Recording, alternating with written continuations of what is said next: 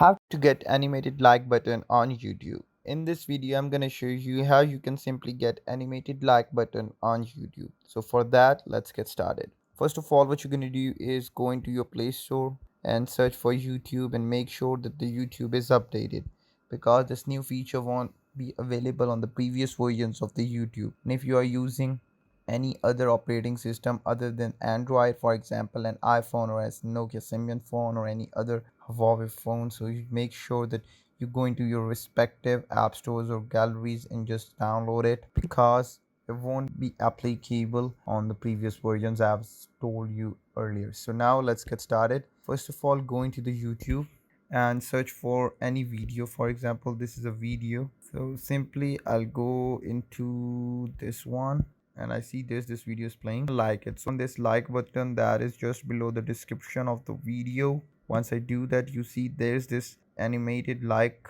So this is how you make an animated like button on YouTube or get animated like button on YouTube. The most important thing for it is to simply update your YouTube application once you do that. So if you guys have any question regarding it or you feel any confusion, just comment down below. I would love to answer that. And don't forget to like, comment, share, and subscribe the YouTube channel. With that being said, see you next time. Peace.